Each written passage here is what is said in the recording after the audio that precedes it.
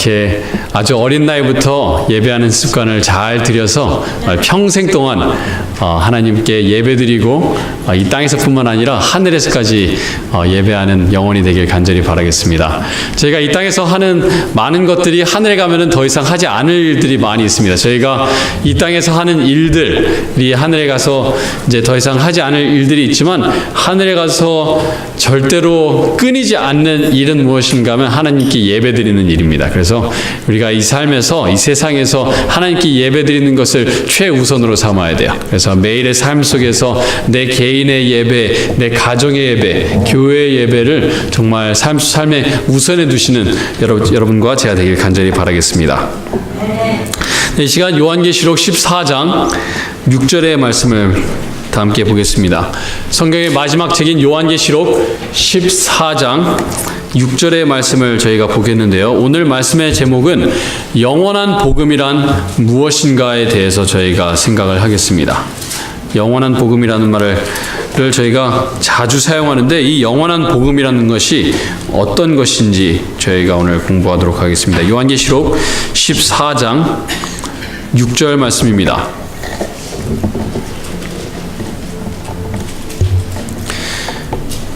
또 보니 다른 천사가 공중에 날아가는데 땅에 거주하는 자들 곧 모든 민족과 종족과 방언과 백성에게 전할 영원한 무엇을 가졌더라? 영원한 복음을 가졌더라고 이야기하고 있습니다. 지금 여기 저희가 이제 몇 달 동안 세 천사의 기별을 공부하게 되겠습니다. 이 세 천사의 기별을 왜 공부해야 되는가 하면, 이 기별이 바로 예수님께서 재림하시기 직전에 이 마지막 백성들이, 마지막 하나님의 백성들이 전해야 될 기별이기 때문에 저희가 세 천사의 기별을 공부해야 된다고 저희가 지지난주에 배웠습니다. 14절부터 보시면 예수님께서 재림하셔서 추수하는 장면이 나오는데, 바로 그 앞에 나오는 기별이 세 천사의 기별입니다. 그리고 지지난주에도 말씀을 드렸습니다만, 요한계시록의 세 천사의 기별이 한 번 등장하는 것이 아니라 두 번 등장을 합니다. 하나는 하나님의 진정한 기별을, 하나님의 참 기별을 가지고 있는 진짜 하나님의 천사들이 전하는 복음이 있고, 또 하나님의 천사들이 아닌 사단의 천사들이 전하는 또 세 천사의 기별이 있다고 저희가 배웠습니다. 그래서 이 마지막 때에 하나님의 기별만 세상에 전해지는 것이 아니라 온 민족과 종족과 방언과 백성에게 두 가지 기별이 전해지는데, 하나님의 세 천사의 기별과 사단의 세 천사의 기별이 마지막 때에 전해지게 되는 것입니다. 그런데 하나님께서 전하시는 세 천사의 기별의 핵심은 무엇인가 하면, 그것을 한마디로 표현하자면 바로 영원한 복음이라고 이야기를 할 수가 있습니다. 이 영원한 복음이 왜 중요한가? 요한계시록 12장 9절의 말씀을 보겠습니다. 왜 영원한 복음을 우리가 정확하게 이해해야 되는지 요한계시록 12장 9절의 말씀을 보면서 저희가 생각해 보겠습니다. 계시록 12장 9절 말씀입니다. 큰 용이 내쫓기니 옛 뱀 곧 마귀라고도 하고 사탄이라고도 하며 온 천하를 어떻게 하는 자라? 꿰는 자라. 그가 땅으로 내쫓기니 그의 사자들도 그와 함께 내쫓기니라. 지금 사단에 대해서 여러 가지 표현을 하고 있습니다만, 사단이 하는 일을 한 가지를 요약해서 말하기를, 사단은 온 천하를 어떻게 하는 자라? 꿰는 자라고 얘기하고 있습니다. 꿰는다는 표현은 다른 말로 하자면 속이는 자라는 표현입니다. 네. 사단은 하늘에 있는 천사들, 정말 수천 년의 기간 동안, 수만 년의 기간 동안 하늘에 거하면서 하나님의 영광 속에 있었던 천사들조차 어떻게 할 수 있는 능력을 가지고 있었는가 하면, 그들을 속이고 그들을 잘못된 것을 믿게 할 수 있는 능력이 있었어요. 그렇게 하늘에서 내쫓겼던 사단이 이 땅에 내려와서는 아담과 하와를 속이게 됩니다. 정말 하나님의 아름다운 모습으로 하나님의 아름다운 형상으로 창조되었던 아담과 하와가, 죄된 본성이 없었던 아담과 하와가, 정말 완전한 세상 속에서 창조되었던 아담과 하와조차도 속일 수 있었던 사단이라면은, 정말 마지막 때에 살아가고 있는 우리는, 죄된 본성을 가지고 태어난 우리, 이 죄된 세상에서 살아가고 있는 우리는 그 꾀임에 넘어가기가 참 쉽습니다.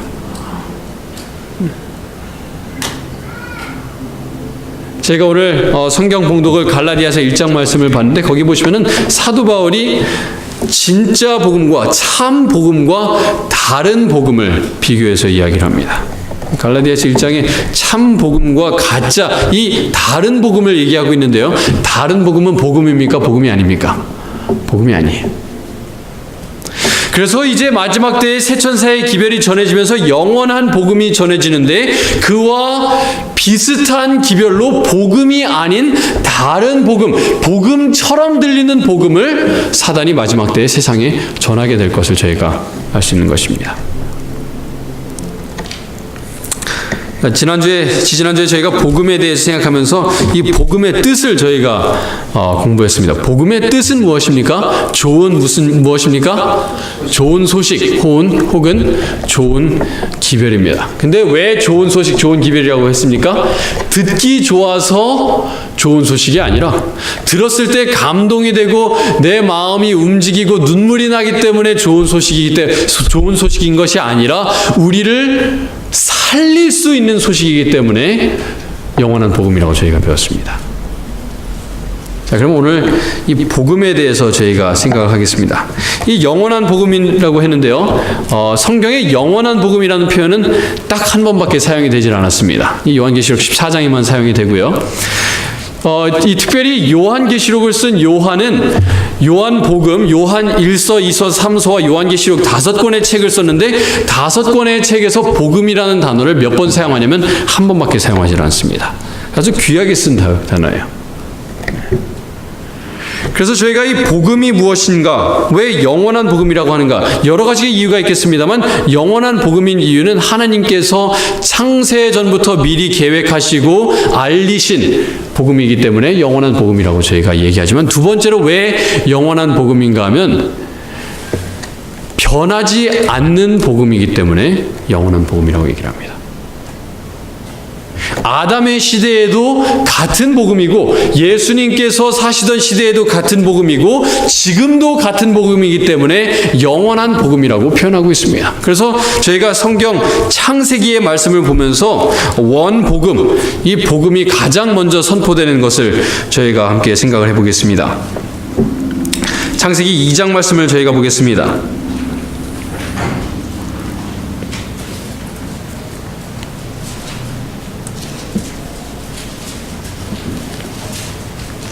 창세기 2장 15절 말씀입니다. 15절부터 17절을 보겠습니다. 여호와 하나님이 그 사람을, 즉 아담을 이끌어 에덴 동산에 두어 그것을 경작하며 지키게 하시고, 여기서 경작한다고 하는 단어를 원어를 찾아보시면 경작한다는 표현이 아니라 일한다는 표현입니다. 그 땅을 일하게 하셨다라고 했어요. 그래서 하나님께서 아담을 창조하시고 그냥 내가 에덴 동산에서 맛있게 먹고 즐기면서 놀아라고 하신 것이 아니라 내가 에덴 동산에서 일을 해야 된다라고 말씀하셨어요. 그리고 이제 16절에 말씀하시기를 여호와 하나님이 그 사람에게 명하여 이르시되 동산 각종 나무의 열매는 내가 임의로 먹되 선악을 알게 하는 나무의 열매는 먹지 말라. 내가 먹는 날에는 반드시 어떻게 되리라? 죽으리라 하시니라. 언제 죽으리라? 먹는 언제? 날에는. 내가 먹고 나서 며칠 뒤에 죽는 것이 아니고 내가 먹고 나서 한 달 뒤나 1년 뒤나 100년 뒤에 죽는 것이 아니라 내가 먹는 날에는 반드시 죽으리라고 하나님께서 말씀하셨어요. 자, 이때 하나님께서 아담과 하와를 하나님의 형상으로 창조하셨는데 아담과 하와가 옷을 입고 있었습니까? 옷을 입고 있지 않았습니까? 네. 2장 25절에 이렇게 나와 있습니다. 아담과 그의 아내 두 사람이 벌거 벗었으나 부끄러워하지 아니하니라. 네. 이런 우리가 입고 있는 옷을 입고 있지 않았어요. 네. 네, 여러분, 하나님께서는 옷을 입고 계십니까? 옷을 입고 있지 않으십니까? 네. 성경적으로 생각했을 때 입고 계세요. 네. 시편 104편 1편의 말씀을 보시면은 하나님께서는 영광과 존귀로 옷 입고 계시다고 얘기하고 있습니다. 즉 다른 말로 하자면 하나님은 빛의 옷을 입고 계세요. 빛의 옷을. 그래서 아담과 하와가 우리가 입고 있는 이런 천조가리로 만든 옷을 입고 있지는 않았지만 그들이 옷을 입고 있었는데 그들 또한 하나님께서 입히시는 영광과 존귀의 빛의 옷을 입고 있었어요. 왜요? 하나님의 형상을 따라서 지어졌기 때문에. 그것을 어떻게 할 수 있는가? 아담과 하와가 죄를 짓고 나서 하나님의 낯을 피하면서 왜 피하느냐고 물어봤을 때 그들이 이렇게 대답을 합니다. 8절 말씀입니다. 10절입니다. 이르되 내가 동산에서 하나님의 소리를 듣고 내가 어떻게 하였으므로? 벗었으므로 두려워하여 숨었나이다. 11절 이르시되 누가 너의 벗었음을 내게 알렸느냐? 네. 2장에서는 아담과 하와가 벗고 있었다고 표현을 하고 있는데 3장에서는 하나님께서 이제 너희가 벗고 있는 것을 알게 되었다라고 얘기를 하고 있습니다. 즉 다른 말로 하자면 아담과 하와가 창세기 2장에서도 벌거벗고 있었지만 그것을 알고 있었어요? 몰랐어요? 그것을 몰랐는데 몰랐던 이유는 그들이 빛의 옷을 입고 있었기 때문에 그들의 벌거벗음을 알지 못하고 부끄러울 것도 없었다는 얘기입니다. 근데 죄를 짓고 나서 그들의 벌거벗음을 깨닫게 돼요. 그들을 덮고 있었던 빛의 하나님의 의의 옷이 그들의 존귀와 하나님의 존귀와 영광의 옷을 더 이상 그들은 입고 있을 수가 없었습니다. 그래서 아담과 하와가 급하게 어떻게 합니까? 무화과 나뭇잎을 떼서 그걸 치마를 만듭니다. 여러분 무화과 나뭇잎이 어떻게 생겼는지 아세요? 이렇게 이런 모양으로 생겨 있는 것이 아니라 이런 모양으로 생겨 있습니다. 네. 왜 하필 무화과 나무였을까? 그냥 나뭇잎이라고 할 수 있을 텐데 왜 무화과 나뭇잎일까? 저는 한번 생각을 해봤는데 이 무화과 나무의 잎 모양 때문에 특별히 표현이 된 것 같아요. 여기에. 여러분 이 무화과 나뭇잎이 속이 다 보여요. 이 틈이 있기 때문에 잘 가려지지가 않아요.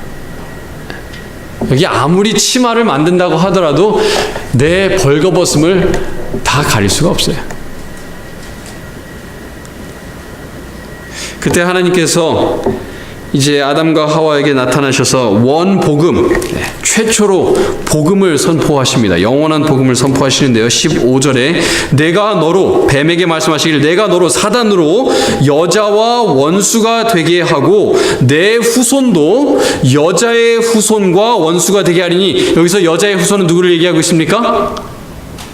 예수님을 얘기하고 있습니다.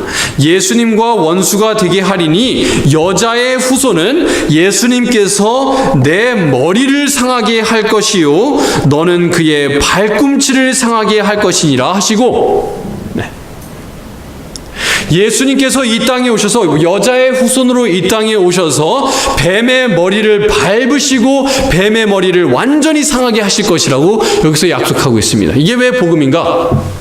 사단의 권세를 완전히 멸하실 것을 여기서 약속하고 계십니다.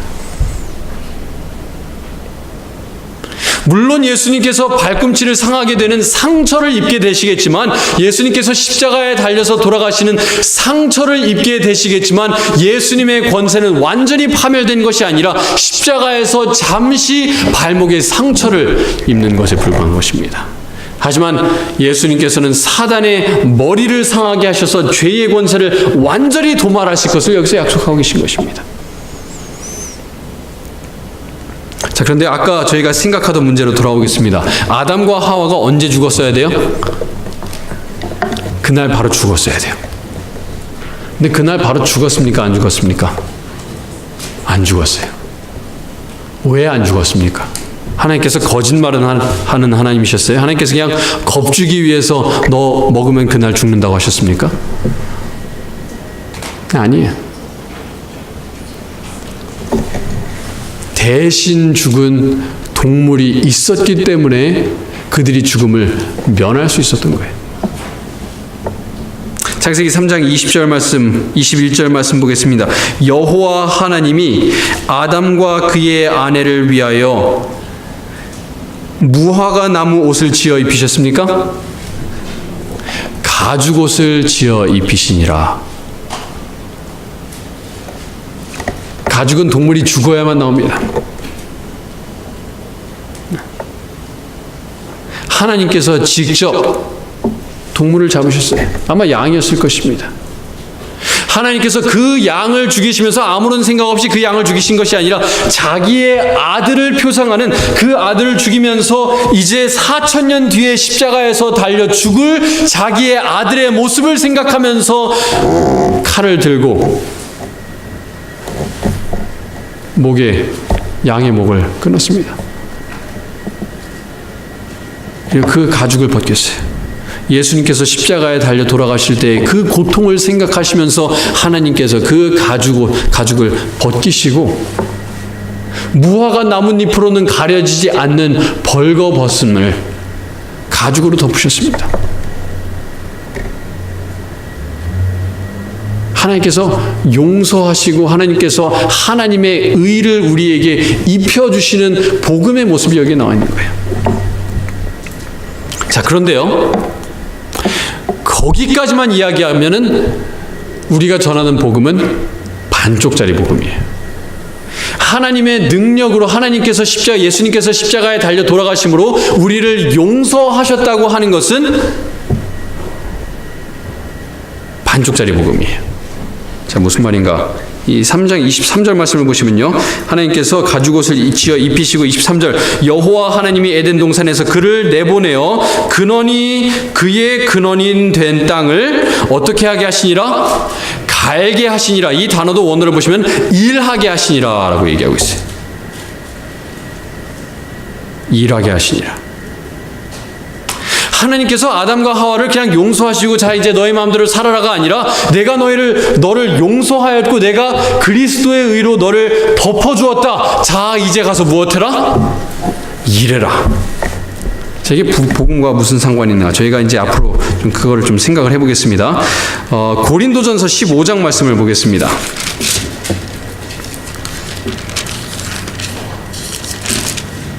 제가 복음에 대해서 좀 깊이 있게 오늘 이해를 하고자 하는데요. 고린도전서 15장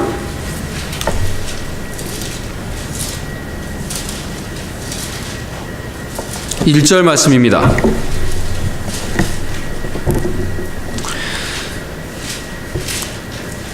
여러분, 복음이라는 단어를 성경에서 찾아보시면은 복음이 무엇이다 라고 정의되어 있는 게 별로 없어요. 근데 고린도전서의 복음이 어떤 이야기인지를 고린도전서에 자세하게 나옵니다. 고린도전서 15장 1절입니다. 형제들아, 내가 너희에게 전한 복음을 너희에게 알게 하노니, 그 복음이 어떤 이야기인가 3절부터 보겠습니다. 내가 받은 것을 너희에게 먼저 전하였노니 이는 성경대로 그리스도께서 우리 죄를 위하여 죽으시고 장사 지낸 바 되셨다가 성경대로 사흘 만에 다시 어떻게 하사? 살아나사 게바에게 보이시고 후에 12 제자에게와 그 후에 500여 형제에게 일시에 보이셨나니 그 중에 지금까지 대다수는 살아있고 어떤 사람은 잠들었으며 그 후에 야고보에게 보이셨으며 그 후에 모든 사도에게와 맨 나중에 만삭되지 못하여 난자 같은 내게도 보이셨느니라. 사람들이 복음을 얘기할 때 어디까지만 얘기하느냐면 3절과 4절까지만 얘기를 합니다. 예수님께서 우리를 위해서 돌아가셨다. 그리고 부활하셨다. 그런데 사도 바울이 전한 복음은 거기서 마치질 않고 이상한 얘기들을 막 덧붙이기 시작해요.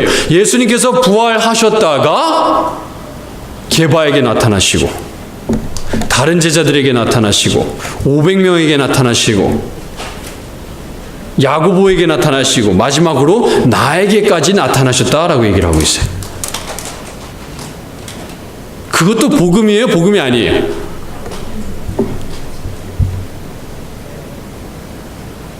지금 사도 바울이 복음을 요약해서 얘기를 하고 있거든요. 복음은 이런 것이다. 그런데 예수님께서 부활하셔서 하늘에 승천한 것까지만 얘기한 것이 아니라 예수님께서 하신 모든 일들을, 부활하시고 나서 하신 모든 일들을 일일이 열거해서 이야기를 하고 있습니다. 자, 즉 다른 말로 하자면 복음이라는 것은 예수님께서 우리 죄를 위해서 돌아가셨다 해서 끝나는 것이 아니라 예수님께서 지금 우리를 위해서 하시는 모든 일들에 대한 이야기가 다 복음이라는 거예요. 우리의 회복을 위해서, 인간의 하나님의 형상 회복을 위해서 하시는 모든 일이 다 복음이에요.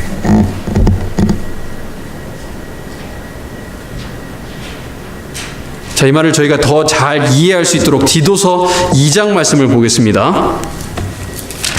디모데 후서 바로 뒤에 있는 책이 디도서인데요. 디도서가 좀 짧기 때문에 찾기 힘드실 수 있습니다. 디도서 2장 14절 말씀입니다.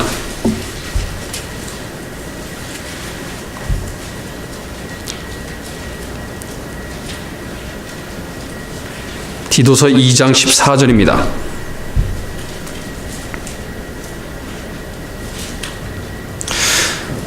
그가 우리를 대신하여 자신을 주심은, 즉 예수님께서 십자가에 달려 돌아가심은 모든 불법에서 우리를 어떻게 하시고 속량하시고, 다른 말로 하자면 우리의 죄값을 치르셨다는 얘기입니다. 죄값을 치르셔서 우리를 용서하시고 우리를 어떻게 하게 하사?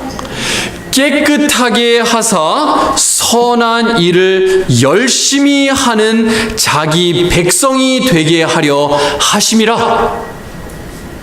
예수님께서 십자가에 달려 돌아가신 것이 우리 죄를 용서하기 위함이기도 하지만 무엇을 위함이기도 하냐면 우리를 깨끗하게 하셔서 우리가 거룩한 일을 하게끔 하기 위해서 십자가에 달려 돌아가셨다고 말씀하고 있습니다. 다른 말로 하자면 복음이 용서에서 끝나면 안 돼요. 그건 반쪽짜리 복음입니다. 반쪽짜리 복음은 복음이 아니에요. 사도 바울은 로마서에서 복음을 가리켜서 하나님께서 구원하시는 하나님의 능력이라고 했습니다. 하나님의 능력이에요. 자, 무슨 능력인가? 우리를 용서하는 하나님의 능력이기도 하지만 용서받은 사람이 하나님의 뜻대로 살아갈 수 있는 힘을 주는 능력이 바로 이 복음의 십자가의 능력인 것입니다. 그래서 복음이 예수님께서 여러분 용서하셨습니다, 아멘 할렐루야 하고 집에 돌아가면은 그건 복음이 아니란 얘기예요. 하나님께서 여러분을 용서하셨기 때문에 자 이제 우리가 하나님의 능력을 입어서 우리가 하나님을 믿는 마음으로 하나님을 위해서 일할 수 있게 되는 것이 복음의 큰 그림이에요.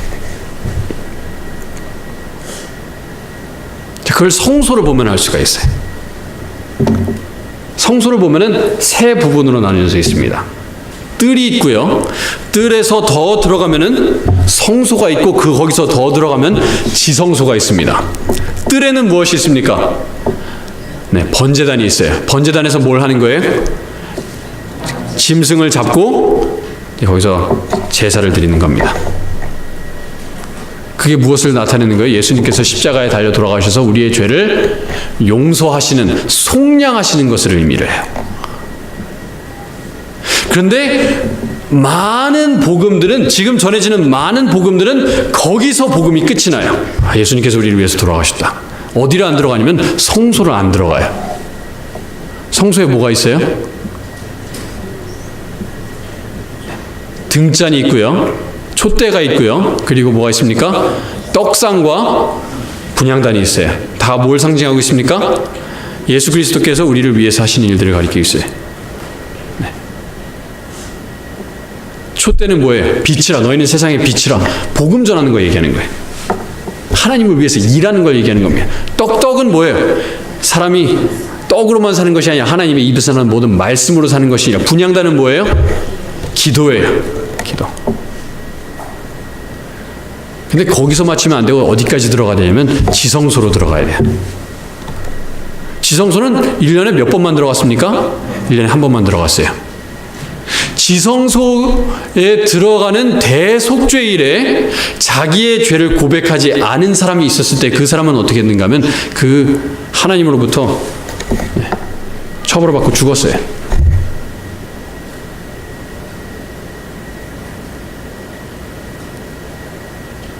자, 이걸 저희가 이야기 형식으로 좀 이해를 해보도록 하겠습니다. 요한복음 8장 말씀 보겠습니다.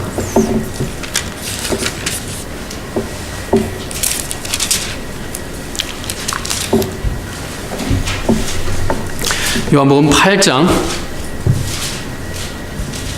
3절입니다.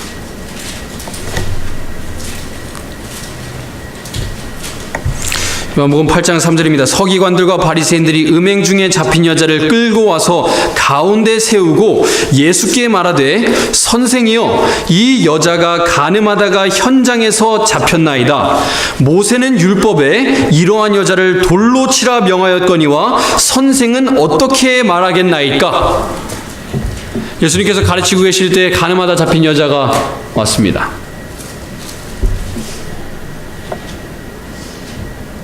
민수기 아니죠. 신명기 22장 말씀을 보면은 간음하다 잡힌 여자 어떻게 하라 그래요? 돌로 쳐 죽이라고 얘기하고 있습니다. 그러면 이 여자는 돌 맞아 죽어야 되는 여자애 아니에요. 돌을 맞아서 죽어야 돼요.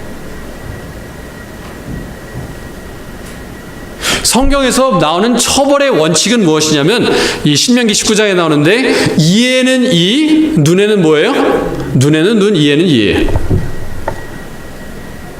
쉽게 말해서 10만큼 잘못하는 사람은 몇 만큼 처벌받아야 돼요? 10만큼 처벌하시는 하나님이. 절대로 11만큼 처벌하지 않으세요. 100만큼 잘못했으면 100만큼 하시지 99, 101을 하지 않으시고 딱 100만큼 하십니다. 간음하다 잡힌 여자가 돌로 맞아 죽어야 된다고 했을 때 그 죄의 값을 하나님께서는 정확하게 알고 계신데 그 죄값이 무엇이냐면 돌 맞아 죽는 것이 그 죄값이에요. 모든 것을 아는 하나님께서 계산해 보니까 그 정도가 나와요. 그래서 이 여자는 돌을 맞아 죽어야 되는데 이 여자가 결론적으로 돌 맞아 죽었습니까? 그러지 않았어요? 돌을 맞아 죽지 않았어요. 왜요? 십자가 때문에 그래요. 십자가 때문에. 결국은 이 여자가 원래는 돌을 맞아 죽어야 되는데 예수님께서 돌을 쳐서 죽이라고 말씀하실 수 있어요. 그런데 예수님께서 그렇게 하지 않은 선택을 하신 것은 무엇이냐면 지금 저 여자가 돌을 맞아 죽어야 되지만 내가 그 받아야 되는 처벌을 내가 십자가에서 대신 받겠다라고 예수님께서 여기서 선택을 하시는 거예요. 예수님께서 십자가에 달려 돌아가실 때 여러분께서 받아야 되는, 우리가 받아야 되는 모든 처벌을 예수님께서 대신해서 짊어지신 거예요.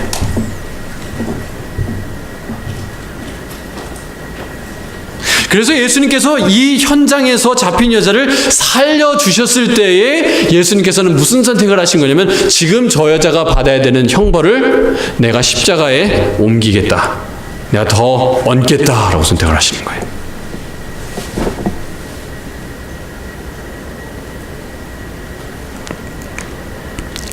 그래서 10절입니다. 네.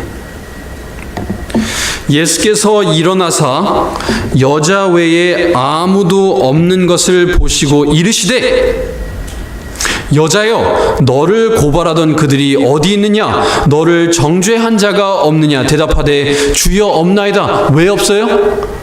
예수님께서 그 징벌을 대신 받으실 거기 때문에 없는 거예요.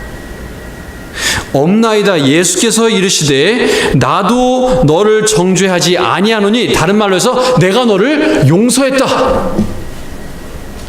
내가 앞으로 달려 죽을 십자가의 능력을 통해서 너를 용서했다. 자, 집에 돌아가서 잘 살아라. 그렇게 말씀하세요? 너를 정죄하지 아니하노니 가서 다시는 죄를 범하지 말라 하시니라. 자, 이게 복음의 큰 그림이에요. 복음의 큰 그림은 내가 정죄하지 않는다, 집에 가서 알아서 잘 살아가 아니라 내가 너를 정죄하지 아니하노니 내가 십자가의 능력으로 거룩한 삶을 살아라. 내가 십자가의 능력을 너에게 주겠으니 이제 변화된 삶을 살아라. 내가 십자가의 능력을 주겠으니 이제 하나님의 일을 하면서 살아라 하는 것이 복음의 큰 그림인 거예요.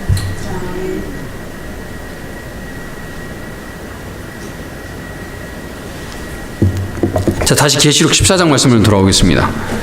지금 이게 제가 지어내는 내용이 아닌 거를 좀 이야기를 해야겠는데요. 요한계시록 14장 6절 말씀을 보면 저희가 영원한 복음에 대해서 이야기를 했는데요. 이 영원한 복음을 전하고 믿는 사람들의 특징이 12절에 나와 있습니다. 요한계시록 14장 12절에 이 영원한 복음을 믿고 있는 사람들, 영원한 복음을 전하는 사람들이 어떤 사람들인가, 어떤 특징을 갖고 있는가가 요한계시록 14장 12절에 나와 있어요. 어떤 삶을 살아가는가. 성도들의 무엇이 여기 있나니? 조인내 집사님? 인내가 여기 있나니? 네. 저희는 하나님의 무엇과? 계명과 예수 믿음을 지키는 자니라. 성도들의 인내가 여기 있나니 그들은 예수님의 믿음을 지키는 자니라 라고만 얘기하는 것이 아니라 하나님의 계명과 예수 믿음을 지키는 자니라. 예수님을 믿어서 용서만 받은 사람들이 아니라 하나님의 능력으로 하나님의 계명을 거룩하게 지키면서 살아가는 사람들이라는 거예요.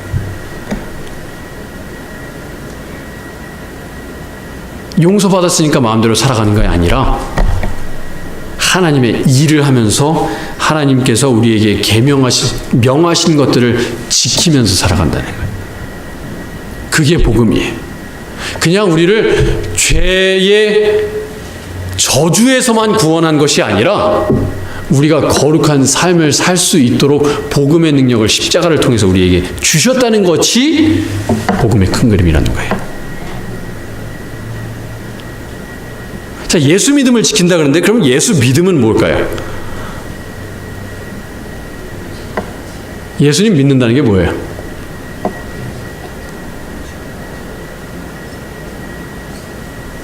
사도행전 24장 보겠습니다. 네. 저희가 2절만 보고 오늘 말씀 마치겠습니다. 사도행전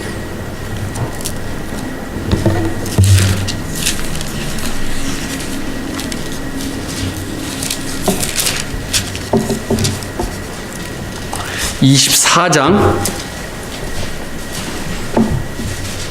24절 말씀을 보겠습니다. 네, 두 개의 말씀만 보고 마칠 텐데요. 사도행전 24장 24절의 말씀입니다. 오늘 저희가 영원한 복음이 무엇을 얘기하는지를 저희가 공부하고 있는데요. 사도행전 24장 24절 수일 후에 벨릭스가 그 안에 유대 여자 드루실라와 함께 와서 바울을 불러 그리스도 예수 뭐 하는 것을 듣거늘? 믿는 도를 듣거늘. 원어를 보시면 도라는 표현이 나오지 않아요. 예수 그리스도 믿음을 들었다라고 나와 있습니다. 예수 그리스도 예수 믿음을 지키는 자라고 저희가 계시록 14장 12절에 봤는데 그럼 그 예수 믿음이 뭐냐 이거예요. 사도행전 24장에 예수 믿음이 뭔지가 나와요.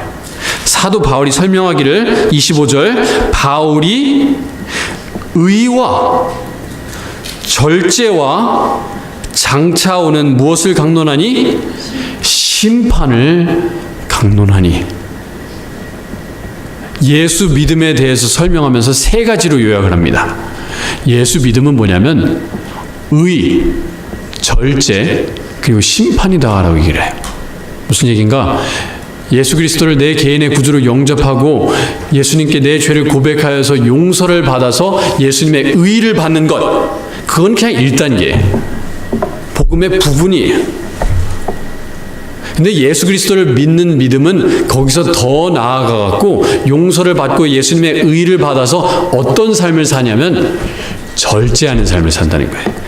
다른 말로 해서 변화된 삶을 산다는 거예요. 내 마음대로 살아가는 게 아니라 내 육신이 원하는 대로 알아서 살아가는 것이 아니라 말씀대로 하나님께서 나에게 살라고 한 말씀대로 절제해서 변화된 거룩한 삶을 사는 것이 예수 믿음이라는 얘기예요.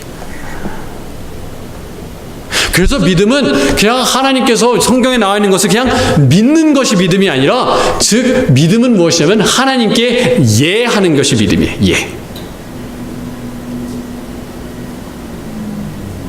하나님께서 이러이러하다라고 하면은 예, 알겠습니다. 믿습니다.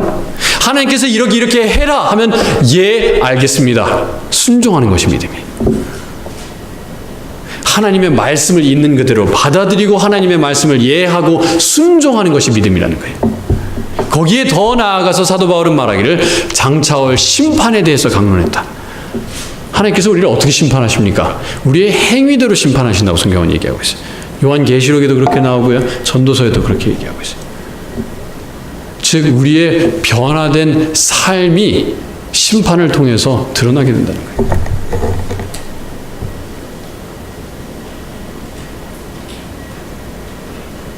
그냥 용서받았으니까 어중이 떠중이처럼 그냥 용서받았으니까 그냥 내가 알아서 살자. 그게 아니.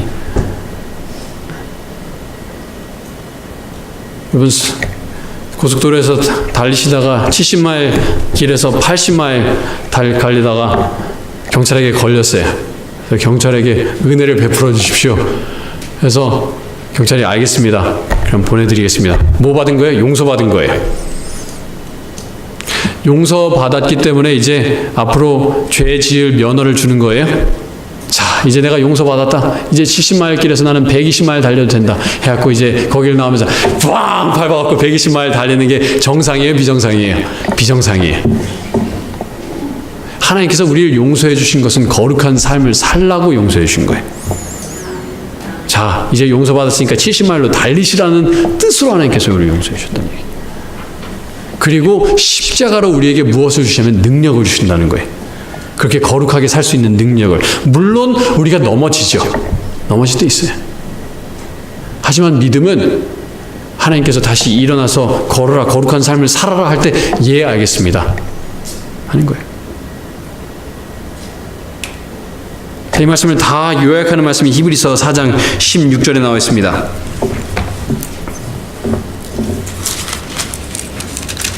히브리서 4장 16절입니다.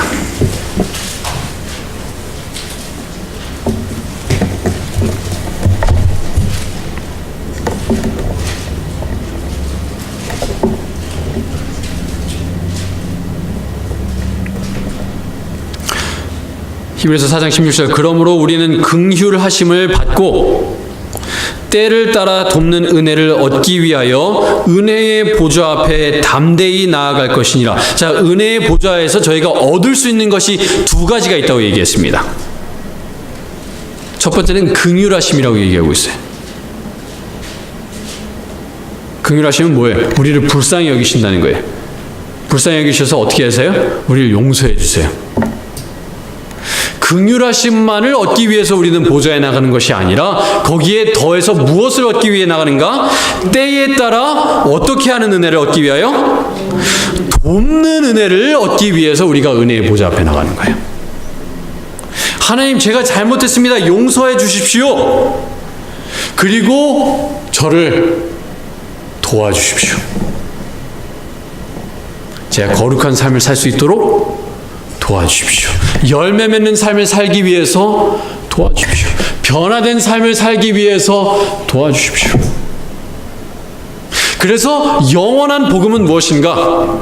창세기부터 계시록까지 복음은 변하지 않는데 복음은 무엇인가? 예수님께서 십자가에 달려 돌아가셔서 우리의 죄를 용서하여 주셨고 우리가 거룩하게 살 수 있는 능력을 우리에게 주신다는 것이 복음입니다. 그거는 변하지 않는 복음이기 때문에 영원한 복음이에요. 거기서 한쪽만 강조하면은 반쪽짜리 복음, 가짜 복음입니다. 용서만 강조하고 그건 뭐예요? 값싼 은혜를 얘기하는 거예요. 아니면 행위만을 얘기하는 것, 거룩한 삶만을 얘기하는 것 뭐예요? 율법주의예요, 율법주의. 하지만 복음은 그 두 가지가 다 나타나는 삶. 하나님의 은혜로 내가 구원받았고 하나님의 은혜로 내가 용서받았고 하나님의 은혜로 거룩한 삶을 살아갈 수 있다는 거예요.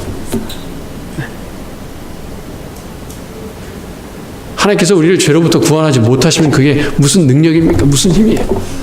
하지만 하나님께서 우리가 거룩하게 살 수 있도록 능력 주십니다. 여러분 그 능력 믿으시기 바래요. 그리고 예 하시기 바랍니다. 하나님께서 너 무엇 해라 하면 네 하나님 알겠습니다. 아무리 봐도 불가능해 보이는데 할까요 말까가 아니라 하나님 불가능해 보이는데 그렇게 할게요. 네. 내가 너를 용서했다. 하나님 저 엄청난 죄인이라서 저는 용서가 불가능할 것 같은데요가 아니라 하나님께서 그렇게 하시겠다고 얘기하셨으면 네 알겠습니다. 하겠습니다. 하나님께서는 하실 수 있습니다. 능력의 하나님이십니다. 생각 하나만으로 우주를 만드시고 우주를 생각만으로 없애고자 하시면 없앨 수 있는 하나님이세요. 그런 능력의 하나님이십니다. 그런 능력의 하나님으로부터 용서받으실 뿐만 아니라 능력의 삶을 사시는 여러분과 제가 되길 바라면서 오늘 말씀을 줄이겠습니다.